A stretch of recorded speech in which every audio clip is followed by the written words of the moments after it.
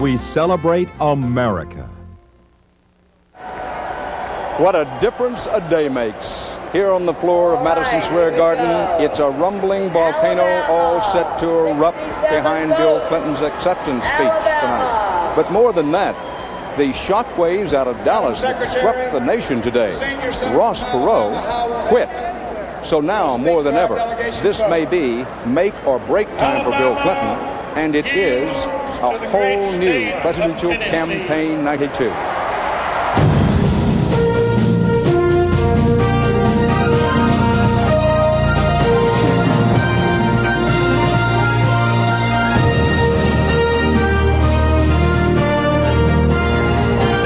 Campaign 92, the Democratic National Convention.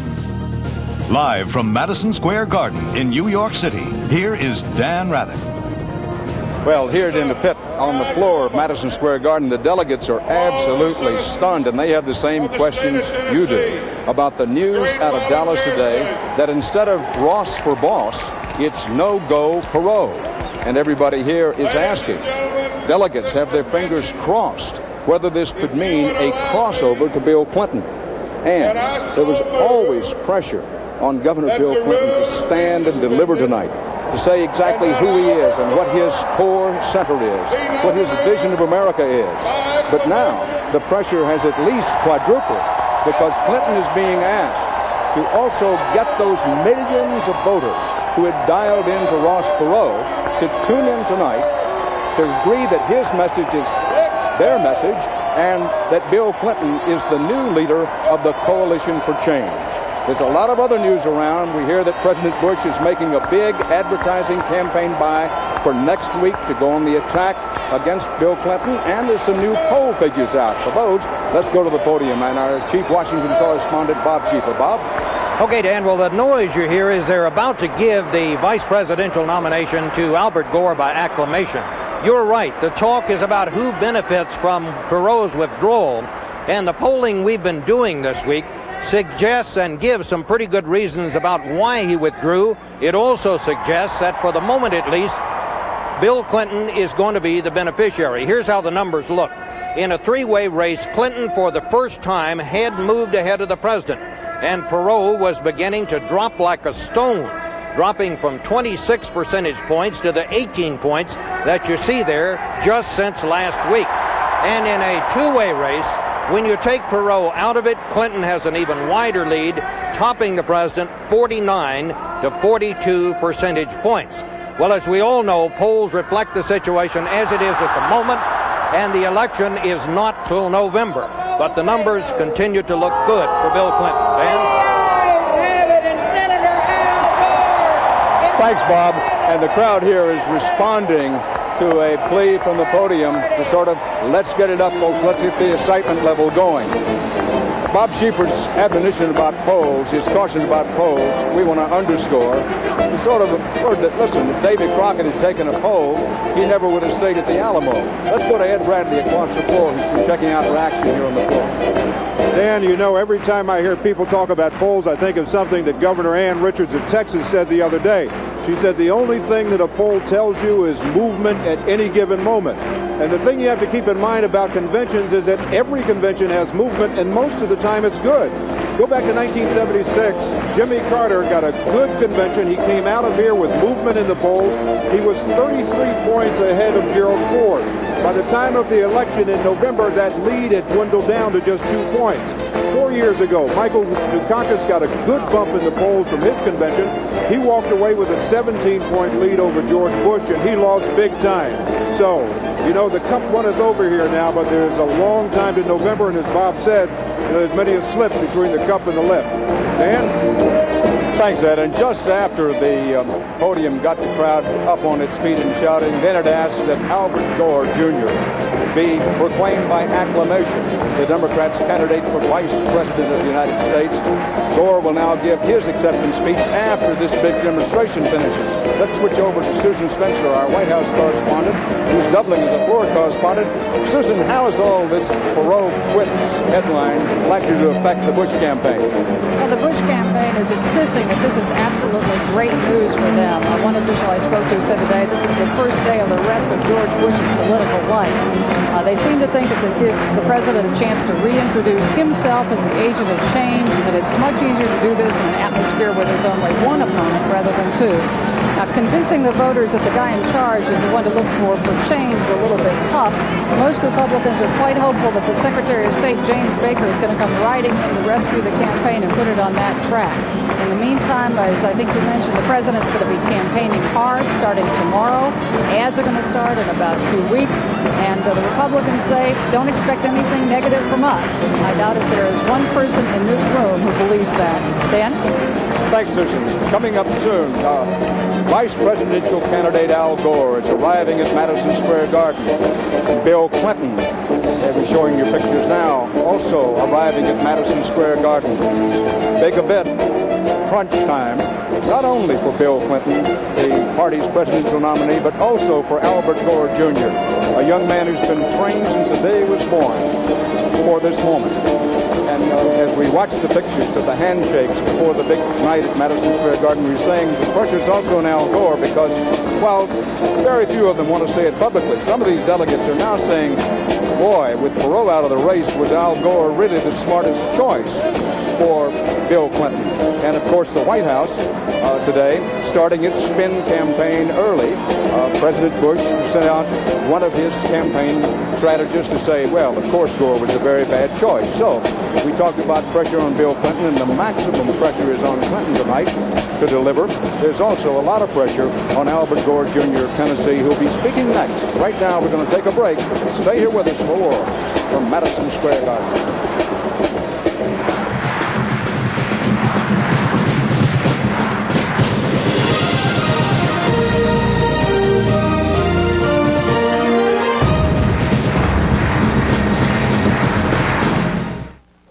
I've been eating this healthy, boring stuff because of... Eating healthy, Stephanie? The voice. Well, I've had it. I want taste, indulgence. Kellogg's Frosted Mini Wheats. But, Steph, Frosted Mini Wheats are good for you. Pay no attention. There's whole grain wheat. There's frosting. No salt, and they're fat-free, see? No, I don't see. Kellogg's Frosted Mini Wheats. Surprise! They're good for you. Ignore the voice. Enjoy the frosting. This is a 3,000-year-old prescription for soothing dry summer skin. Skin Science Update from Vaseline Intensive Care. I'm Joan London. In ancient Egypt, they call aloe the medicine plant. And today, Vaseline Intensive Care research has combined natural aloe with silky lanolin. The result, a light summer weight lotion that leaves skin smooth and glowing. You know, sometimes the best science comes from nature. Vaseline Intensive Care Aloe and Lanolin. From intensive research comes intensive care. There's nothing hotter. It's Craftsman Hot Buys at Sears.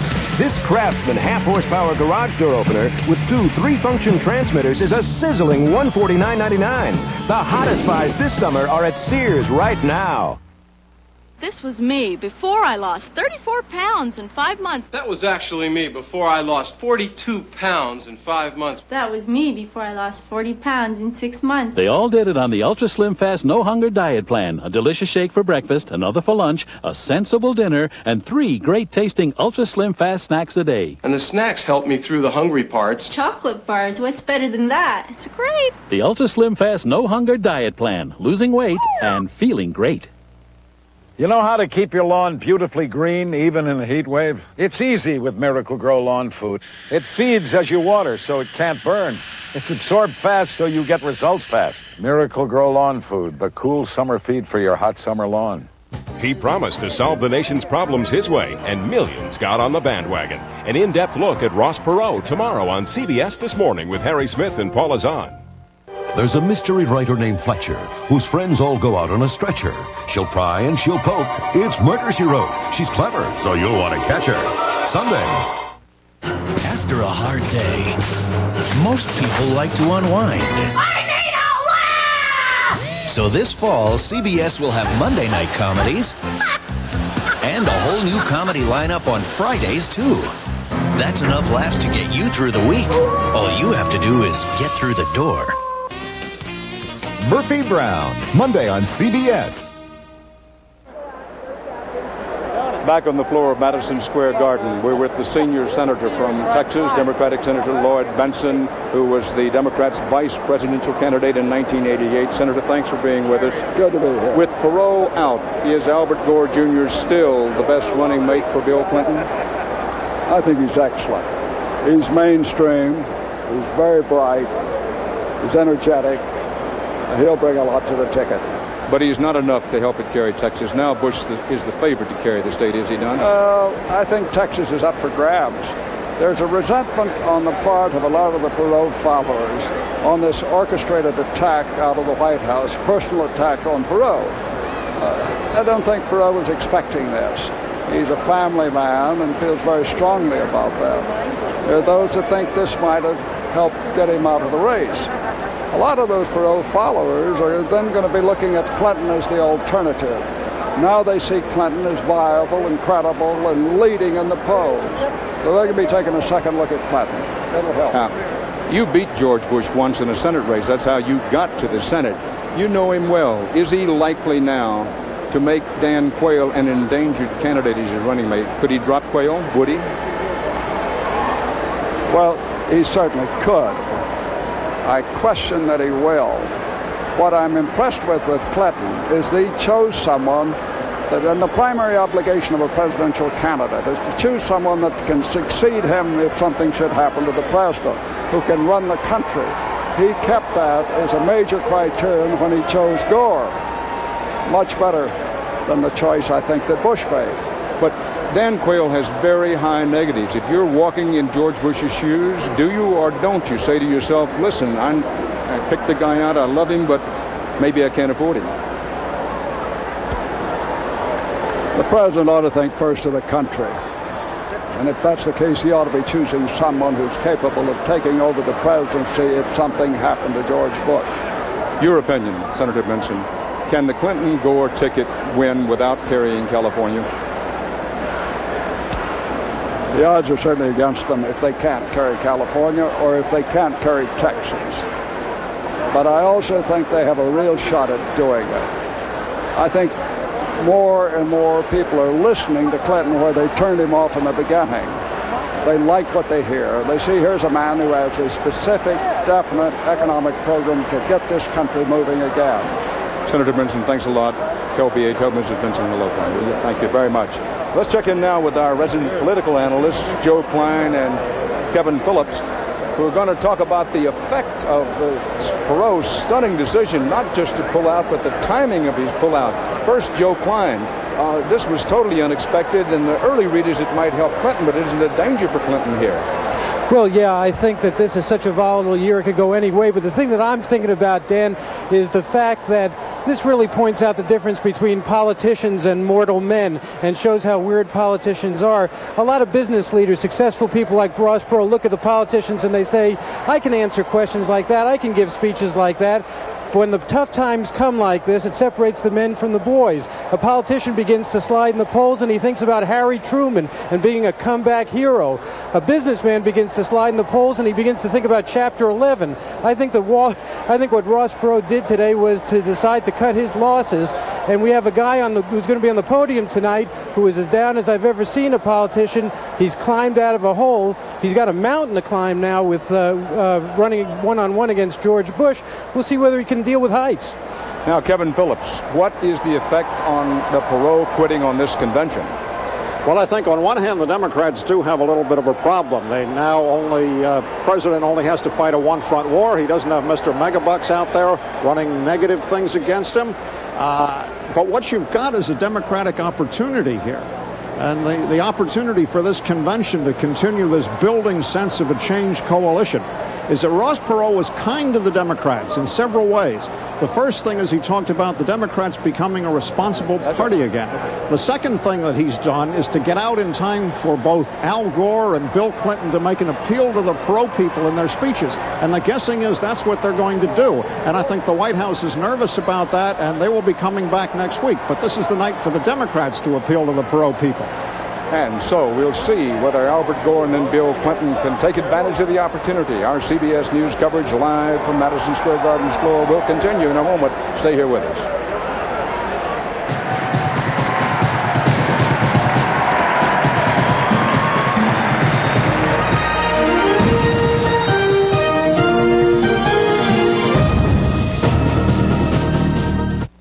some shortcut to work. We're lost. We're not lost. Oh, I've seen this guy a couple times. Maybe he's a twin. Boy, I wish we hadn't skipped breakfast. Here, try one of these. Kellogg's Nutri-Grain bars. What is that, tofu? No, they're really good. It has real fruit. Plus a moist crust made with whole grain and no cholesterol. This is good. Uh-huh. I brought along a few extra, you know, in case we got lost. We are not lost. Kellogg's Nutri-Grain bars. Start your morning off right.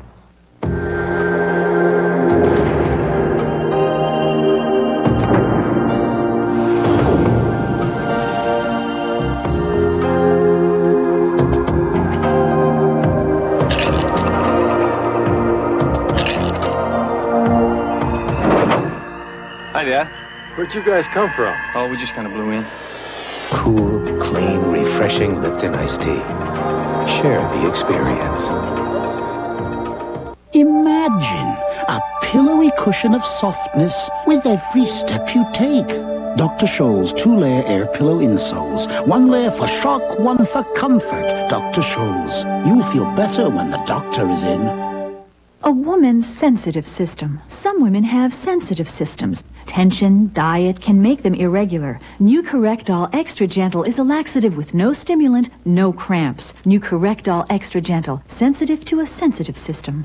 CBS News live coverage of the Democratic National Convention will continue. When was the last time you fell in love with a real dummy? A quick impression, ladies and gentlemen, my impression of the canary on steroids. Thank you. Meet a bunch of dummies that are guaranteed to make you laugh. Eye on America on the CBS Evening News with Dan Rather tomorrow. All-star Wade Boggs leads the Red Sox against Kirby Puckett and the reigning World Series champion Twins. Saturday, 1 o'clock Eastern on CBS. This is CBS. My friends frequently ask why I come to Baptist when I live only 4 blocks away from another hospital. The people at Baptist are not only skilled, but they treat me like a person, and that means a lot when you're sick. I went to see the cardiologist. He said, you've got a main artery that's over 80% blocked. From that time forward, I just had constant attention. Baptist Hospital means quality care to me. News Channel 5's Buy Tennessee First contest begins July the 20th with $30,000 in total cash giveaways. Rules and entry details are included in your Buy Tennessee First magazine, available now at participating Shoney's. Clip the money-saving coupons, read about some of our fine Tennessee businesses, and mail your contest entries to the address shown. Then watch The Morning Report, Talk of the Town, and Entertainment Tonight for your chances to win. There'll be 1 drawing per show, each worth at least $500. The winning begins July 20th and ends August 14th, so get your magazine now. A current affair tonight following the Golden Girls. Now, what's happening here at Madison Square Garden is a slight lull in the rumble of the volcano, all set to erupt around Albert Gore's acceptance speech and then Bill Clinton's acceptance speech.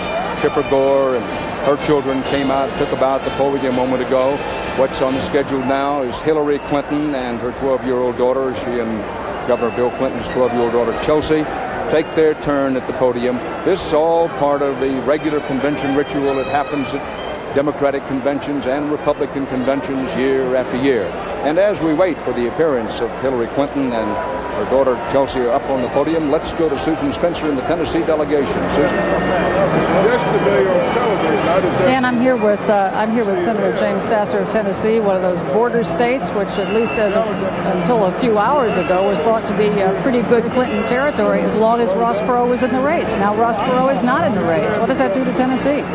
I don't think it makes much difference for Tennessee, Susan, because Tennesseans are so proud to have their own Al Gore on the ticket that Tennessee, in my judgment, is going to be substantially in the Clinton-Gore camp, in spite of what Ross does. What about the rest of the South, though? I think that it's too early to tell, but what we have seen is Clinton coming up in the polls, moving up in the polls, and Perot moving down. So clearly some of these Perot voters are giving up on Perot and moving to Clinton as recently as a week and a half ago. And that's happening in the South also. An optimistic Democrat. Dan? Thanks, Susan. Joining us now, and we appreciate it, live from Dallas is Tom Luce, who is chairman of the Perot President Campaign Committee. Thanks for being with us, Mr. Luce. Thank you. What I have heard over and over again all during the day from all parts of the country is, say it ain't so, Ross. Why did he quit? Well, I think Ross made clear today the reasons why he quit. He basically felt that it was not in the best interest of the country to continue the movement forward, and I think he felt it would not be best for the country if he became a candidate. In your personal opinion, who will benefit the most from Perot pulling out, Clinton or Bush? Oh, gosh, I don't know, and I think that's really up to the American voters and the American people in the months ahead. I'm sure they'll study the candidates carefully and make up their own mind. Particularly the Perot voters have a mind of their own. Luce, could you tell us what it is between Ross Perot and George Bush? These two men clearly don't like one another. What's that about?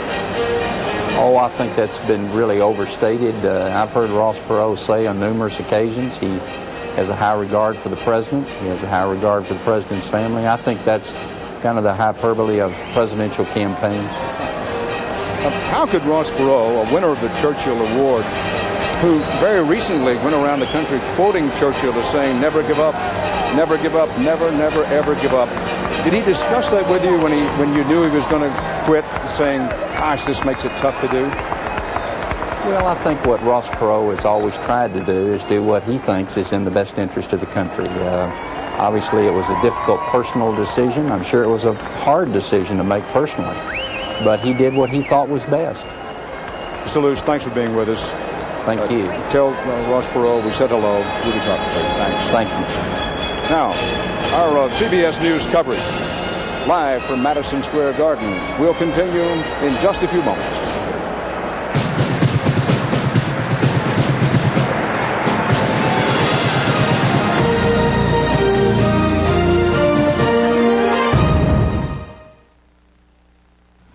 I'll tell you, for years I was faithful to one detergent. Until this guy offered to wash one of my husband's t-shirts in an unbranded detergent and another in liquid surf. I said, fine, go ahead. And you know, they both look spotless. But then he applied this iron and it released all of these hidden odors. The surf shirt smelled much cleaner. So now we use that. With surf, it doesn't just look clean. It really is clean. Who are you going to call the most this month? Most? Good question.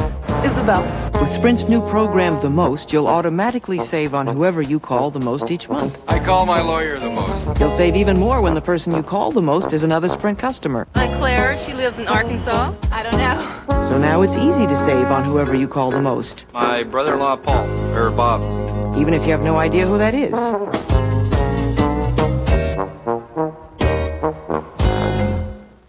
This was me before I lost 34 pounds in 5 months. That was actually me before I lost 42 pounds in 5 months. That was me before I lost 40 pounds in 6 months. They all did it on the Ultra Slim Fast No Hunger Diet Plan. A delicious shake for breakfast, another for lunch, a sensible dinner, and 3 great tasting Ultra Slim Fast snacks a day. And the snacks helped me through the hungry parts. Chocolate bars, what's better than that? It's great. The Ultra Slim Fast No Hunger Diet Plan. Losing weight and feeling great.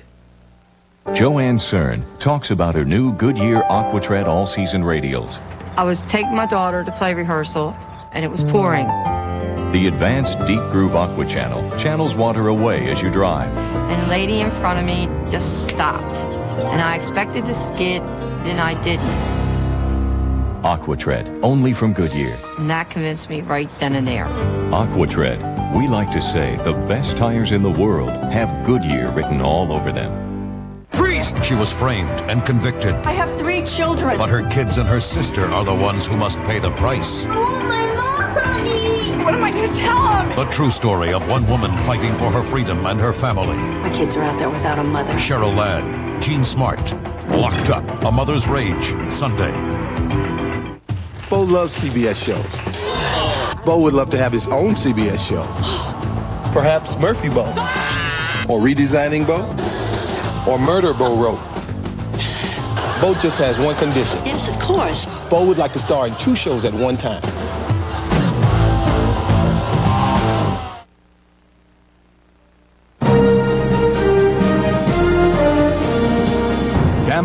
1992. CBS News coverage of the Democratic National Convention continues. Live from Madison Square Garden in New York City, here again is Dan Rather. And here in the pit that is the floor of Madison Square Garden, the lights have dimmed. It's gone dark as they began to play the promotional film for Vice Presidential candidate Albert Gore. Just before the lights went down, Mario Cuomo, who delivered that great nominating speech for Governor Clinton, walked into the hall to thunderous applause. No wonder Bill Clinton is referring to him now as Magnificent Mario, trying to get him to work hard for the ticket. Let's go upstairs where Charles Perrault is looking over the scene. Charles, as you pointed out last night, and we had no way of knowing then that Perrault was going to pull out, for Bill Clinton, it's crunch time. Yes, we're about 45 minutes away now, Dan, from the biggest moment in Bill Clinton's life so far. What strikes me, you have talked about this, is the sense of inevitability about this evening among his old friends and acquaintances. I can't think of a Democratic candidate since John Kennedy who has had such a network of friends as this man has. I just realized some of this today. Some of his college schoolmates are here who remember thinking of Bill Clinton as a presidential candidate way back then. Now that he is one, they're here to support him. And so is Edith Irons, who has known him since he was 14. She was his counselor at Hot Springs High School 30 years ago, the teacher who advised him to go to Georgetown University, which is where he went. She is here as an alternate delegate from Arkansas. I said to her, "You must be very happy." Yeah, happy. Happy is part of it. But I am in awe. And to think that I would teach thousands of kids for 49 years, and then this would come is thank you. I love you. The word Mrs. Irons was trying to say there at the end was the word overwhelming. Dan, a lot of people who have known Bill Clinton a long time have sort of known in their bones for a long time that this night was coming, and here it is. So it is, Charles. We always like to give our audience a little orientation about where we are. I'm down on the floor. Charles is up in there. Charles, Bill Clinton, we're told, has been rehearsing this particular speech for a number of days, if not weeks. Somehow I can believe that he's found the time to rehearse this speech in front of his dog, in front of the mirror, in front of his wife, in front of everybody. They were there. Yeah, a lot is riding on this speech tonight. One can imagine some of those 10 million people or so who signed Perot petitions tuning in to see if maybe their needs will be met by this man the Democrats are going to hear from tonight. And when I sat down and talked with Governor Clinton yesterday, he smiled and said, well, I hope I can give as an exciting address in my acceptance speech as I did at the 1988 Democratic Convention in Atlanta. Ed Bradley is in the Connecticut delegation here. Ed, how does the duo from Dixie play on the home turf of the Connecticut Yankees? Well, Dan, we can ask that question of an old friend of Bill Clinton's. It's interesting that Charles was talking about that network of friends. The junior senator, Joe Lieberman from Connecticut, has been a friend of Bill Clinton's for how many years? 22 years, Ed. In 1970, I was running for state senator from New Haven, and a young Yale law student, Bill Clinton, had the good judgment and foresight to come in and volunteer in my campaign. You haven't won. The party has not won in your state since '68. How does this ticket do there? This ticket has a real chance to win in Connecticut because of the economy. We've been in a recession for more than 2.5 years. People are angry with George Bush that he never recognized our suffering. They want to change, and I think this ticket can win in the cities and in the suburbs of a very suburban state. Senator, thank you very much. Dan, we're going to go back to you now. Thank you, Ed Bradley. And Albert Gore, Jr., son of a senator from Tennessee, Senator Albert Gore, Sr., who's still living, and how proud he must be to see and hear this scene. Al Gore is 44 years old. He ran for president in 1988, but after winning 5 states on Super Tuesday, He got knocked out of the box once he got out of the South, got up to Illinois, and he dropped out of the race in April of '88. He has expertise in foreign affairs. He's an expert on missilery, atomic weaponry, and he's also big on the environment. When you ask people in the Clinton camp why they picked Gore, they say, number one, because Bill Clinton thinks he would make an excellent president if anything were to happen, and he should have to take on that awesome responsibility. Also, they point to Gore's strength of the environment. We were just talking to a couple of people in the Vermont delegation. He said, well, before Gore got on the ticket with Clinton, we didn't think we had much of a chance to carry Vermont, but now we might because Gore's so strong on the environment. Same thing out of Oregon. We heard a little bit of that talk out of Washington State. Keep in mind, these are Democrats. Republicans from those states might see it a little different way. Al Gore's wife, Chipper Gore, 43, a very experienced campaigner, another plus for the ticket, of course. They have 4 children, Corinna, 18, Kristen, 15, Sarah, 13, and then they have a son, Albert Gore III, age 9. A very unfortunate thing happened to Albert Gore III. His father, Al Gore Jr., now the nominee of the Democratic Party for vice president, took his son to a Baltimore Orioles baseball game, and in the parking lot there was a terrible accident. A lot of people think one of the reasons Gore didn't run for president this year was because his son was hurt. In our latest poll, Republicans said by a margin of 47-44 that they would vote for Gore over Quayle, if you believe the polls. Now here's Al Gore. Thank you. Thank you, ladies and gentlemen. Thank you very much. I have to tell you, I've been dreaming of this moment since I was a kid growing up in Tennessee, that one day I'd have the chance to come here to Madison Square Garden and be the warm-up act for Elvis.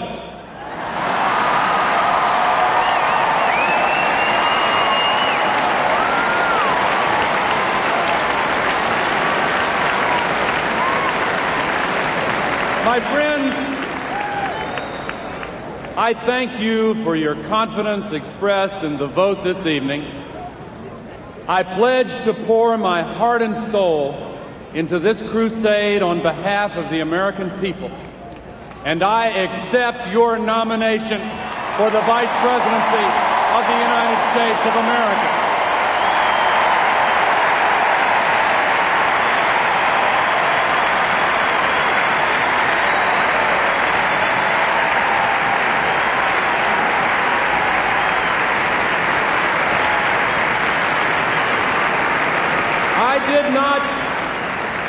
I did not seek this nomination, nor did I expect it. But I am here to join this team because I love my country and because I believe in my heart that together, Bill Clinton and I offer the American people the best chance we have as a nation to move forward in the right direction again.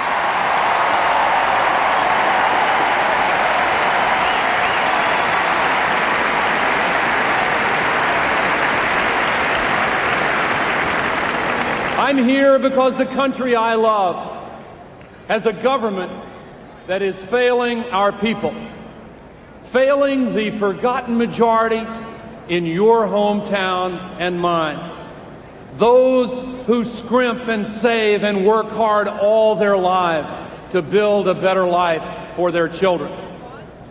I'm here to renew a journey our founders began more than 200 years ago. In my lifetime, I have seen America's ideals and dreams change the world, and I believe that now is the time to bring those ideals and dreams home here to change America.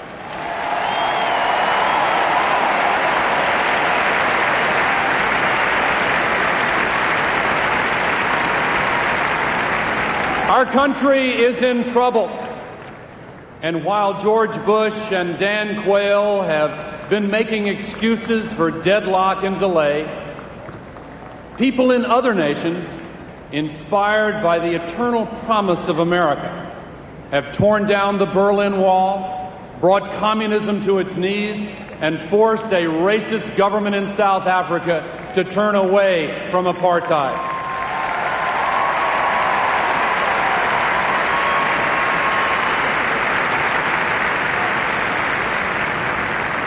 Throughout the world, obstacles to liberty that many thought might stand forever turned out to simply be no match for men and women who decided in their hearts that their future could be much greater than their past would let them dream. Their faith in the power of conscience and their confidence in the force of truth required a leap of the human spirit. Can we say truthfully that their chance for change was better than ours? And yet we face our own crisis of the spirit here and now in America. We're told we can no longer change. We've seen our better days. They even say we're history. The cynics are having a field day because across this country, millions of American families have been betrayed by a government out of touch with our values and beholden to the privileged few. Millions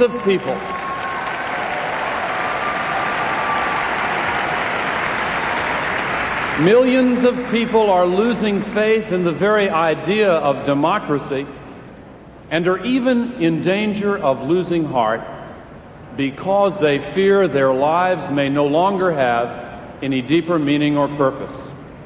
But you can't kill hope that easily. Not in America, not here, where a cynic is just a disappointed idealist in disguise, a dreamer yearning to dream again.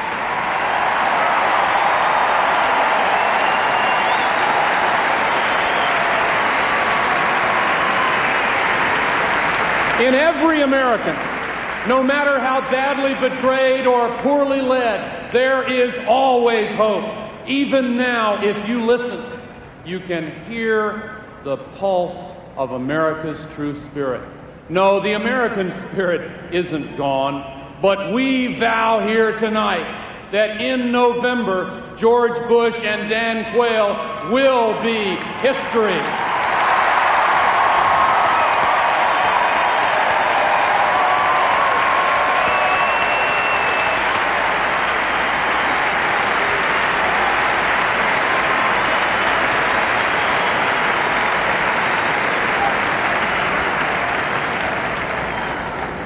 I'm not saying they're bad people, but their approach to governing this country has badly failed. They have taxed the many to enrich the few, and it is time for them to go.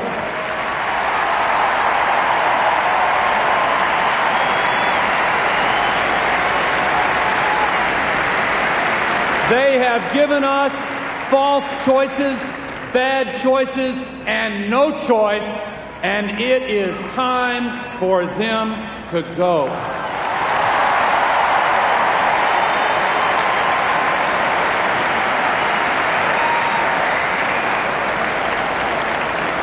They have ignored the suffering of those who are victims of AIDS, of crime, of poverty, of ignorance, of hatred, and harassment. It is time for them to go.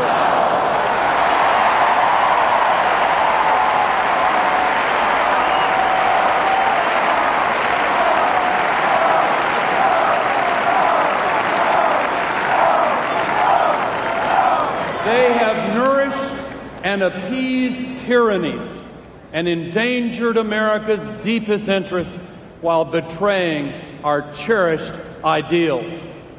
It is time for them to go.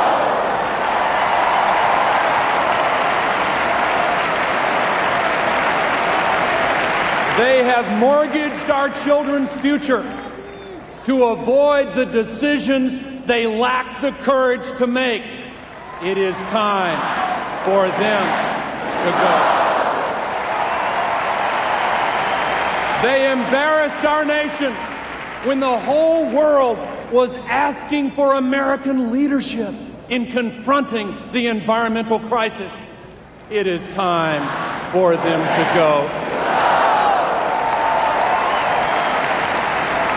They have demeaned our democracy with the politics of distraction, denial, and despair.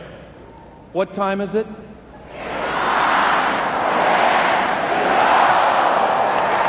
What time is it?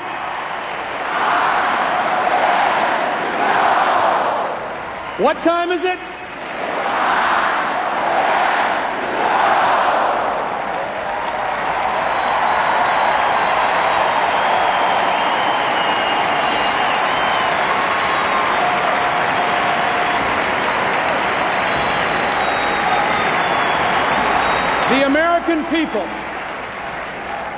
The American people are disgusted with excuses and tired of blame. They know that throughout American history, each generation has passed on leadership to the next. That time has come again. The time for a new generation of leadership for the United States of America to take over from George Bush and Dan Quayle, and you know what that means for them. It's time for them to go. Ladies and gentlemen, in 1992, our challenge is not to elect the last president of the 20th century, but to elect the first president of the 21st century, President Bill Clinton.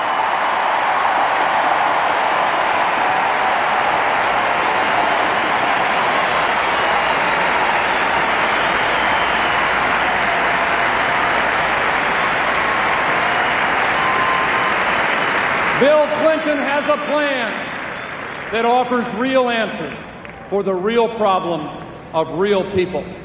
A bold new economic strategy to rebuild this country and put our people back to work.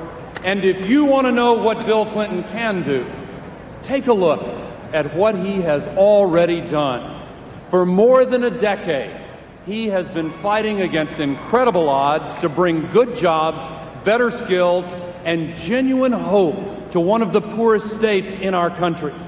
A decade ago, when his state needed dramatic reform to shake up one of the poorest school systems in America, Bill Clinton took on the established interests and made Arkansas the first state to require teacher testing. He has cut classroom size, raised test scores above the national average, and earned the support of both teachers and parents who now know Bill Clinton will be the real education president for this country.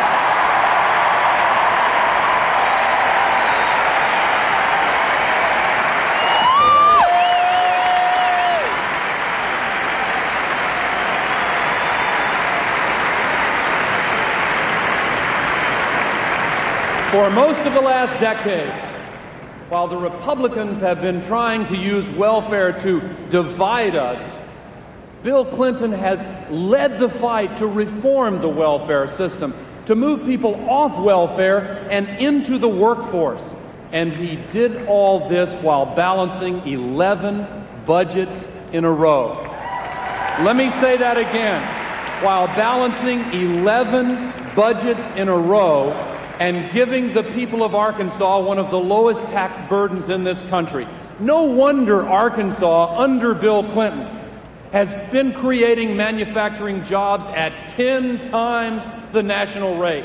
And no wonder that when all of the nation's governors, Republicans and Democrats alike, were asked to vote on who was the most effective governor in all the land, by an overwhelming margin, they chose Bill Clinton.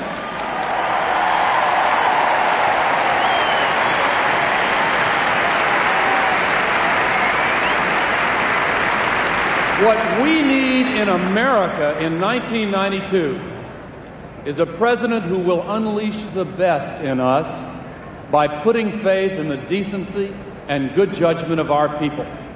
A president who will challenge us to be true to our values and examine the ways in which Our own attitudes are sometimes barriers to the progress we seek.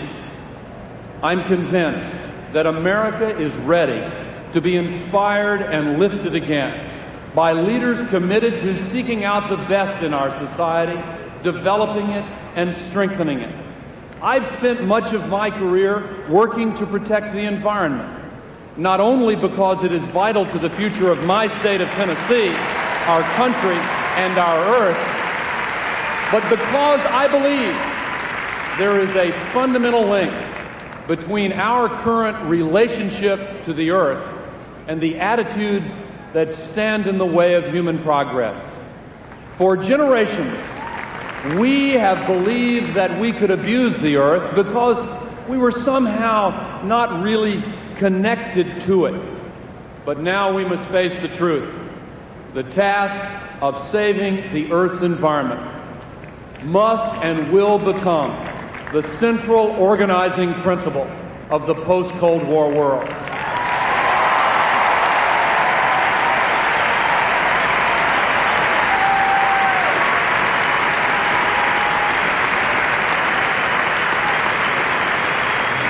And just as the false assumption that we are not connected to the earth has led to the ecological crisis, so the equally false assumption that we are not connected to each other has led to our social crisis.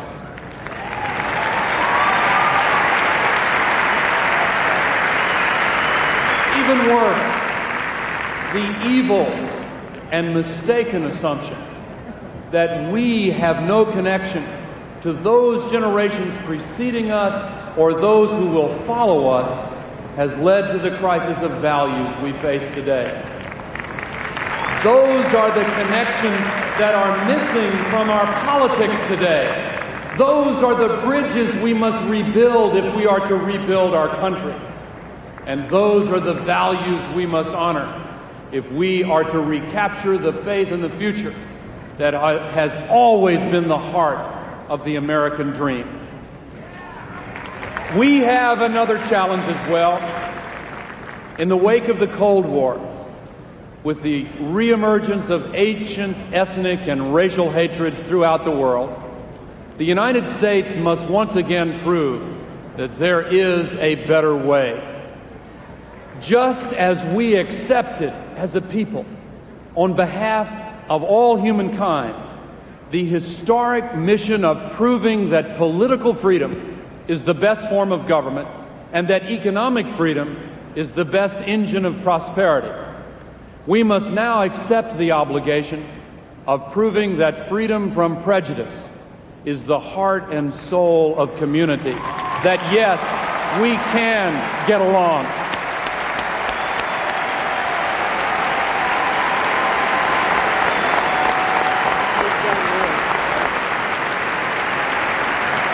Yes, people of all backgrounds can not only live together peacefully, but enrich one another, celebrate diversity, and come together as one. Yes, we will be one people and live the dream that will make this world free.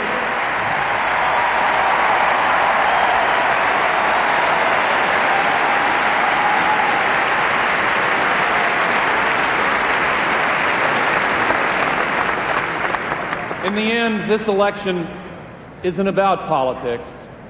It isn't even about winning, though that's what we're going to do.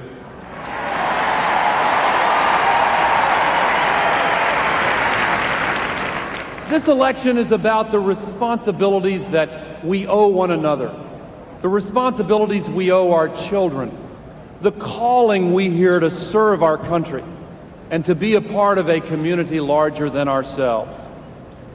You've heard a lot in the past week about how much Bill Clinton and I have in common. Indeed, we both share the values we learned in our hometowns: individual responsibility, faith, family, and the belief that hard work should be rewarded. We're both fathers with young children, children who are part of a generation whose very future is very much at stake in this election.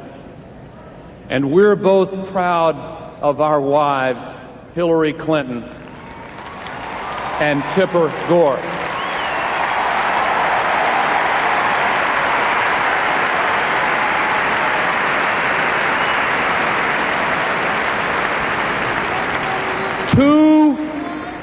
Two women who have done more for the children of this country in the last 12 years than the last two men who have sat in the Oval Office have done in their entire lifetimes.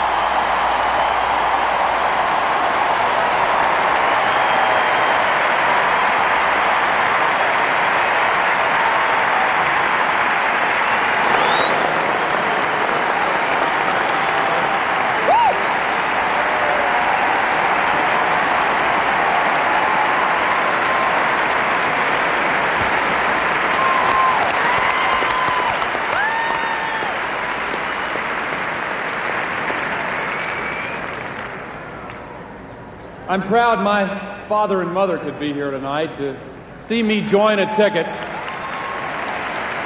that will make good on the best advice they ever gave me: to tell the truth and always love my country. My sister and I were born to two wonderful people who worked hard to give us a better life. 1992 is the year of the woman. It's also the 46th anniversary of the year my mother, born in a time when women weren't even allowed to vote, became one of the first women to graduate from Vanderbilt Law School.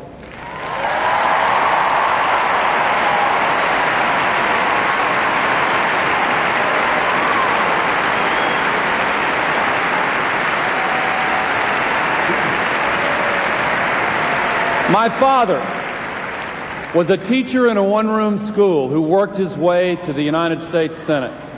I was 8 years old when my father's name was placed in nomination for the vice presidency before the Democratic Convention in 1956. And growing up, I watched him stand courageously for civil rights, economic opportunity, and a government that worked for ordinary people.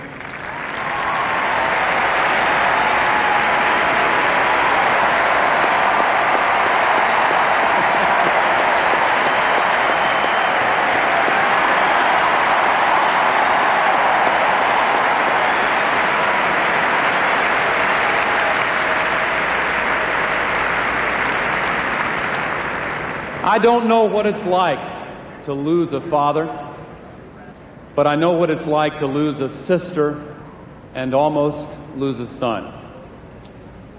I wish my late sister Nancy could be here this evening, but I am grateful beyond words for the blessings that my family has shared.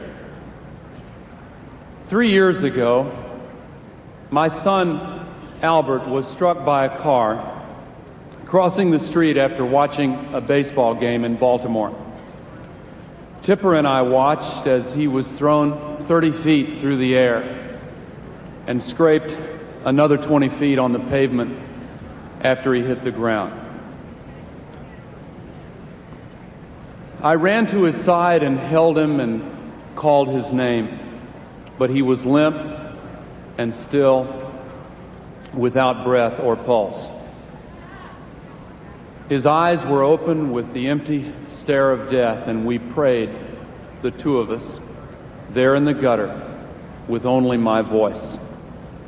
His injuries, inside and out, were massive, and for terrible days, he lingered between life and death. Tipper and I spent the next 30 days and nights there at his bedside.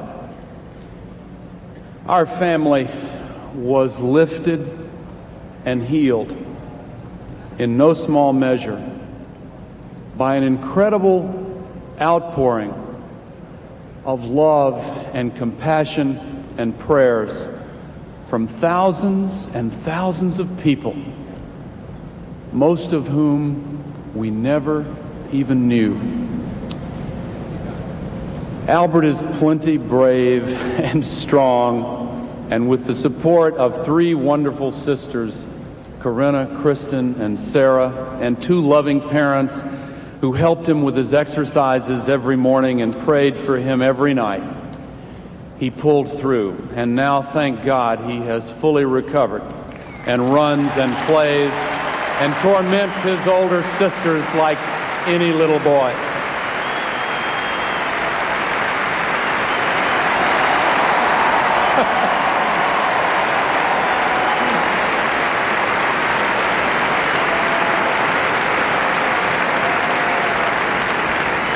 But ladies and gentlemen, I want to tell you this straight from my heart. That experience changed me forever.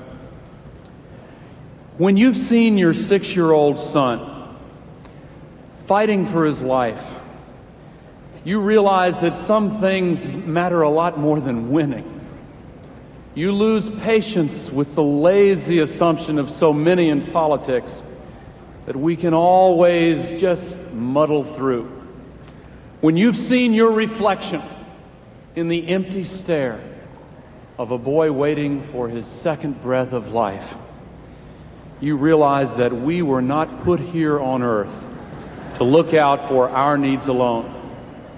We are part of something much larger than ourselves. All of us are part of something much greater than we are capable of imagining. And my friends, if you look up for a moment from the rush of your daily lives, you will hear the quiet voices of your country crying out for help. You will see your reflection in the weary eyes of those who are losing hope in America. And you will see that our democracy is lying there in the gutter, waiting for us to give it a second breath of life.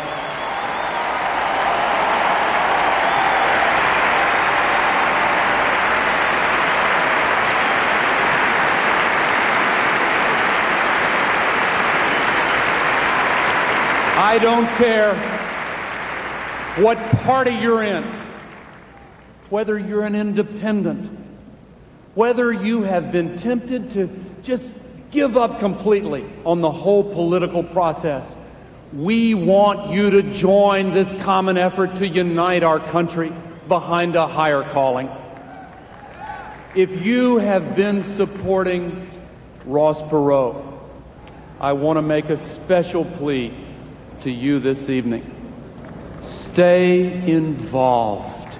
You have already changed politics in this country for the better. Keep on fighting for change.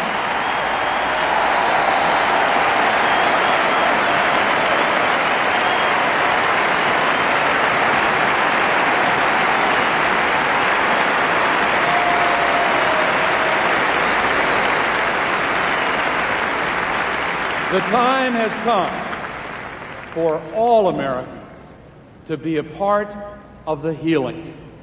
In the words of the Bible, do not lose heart. This nation will be renewed.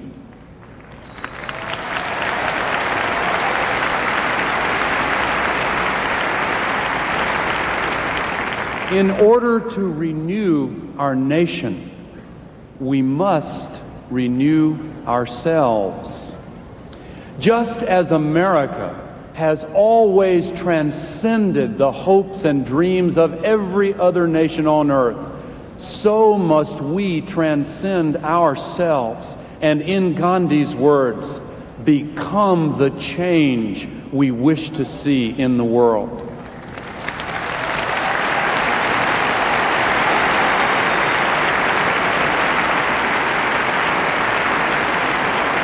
Let those of us alive today resolve with one another that we will so conduct ourselves in this campaign and in our lives that 200 years from now, Americans will say of our labors that this nation and this earth were healed by people they never even knew.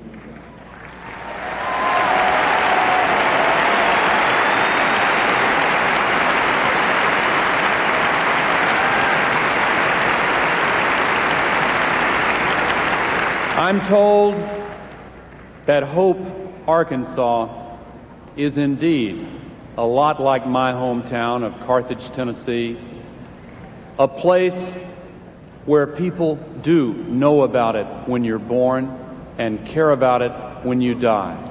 That's the America Bill Clinton and I grew up in. That's the kind of nation we want our children to grow up in. Just as hope is a community, so is America. When we bring the community of America together, we will rekindle the American spirit and renew this nation for generations to come. And the way to begin is to elect Bill Clinton President of the United States of America. Thank you very much.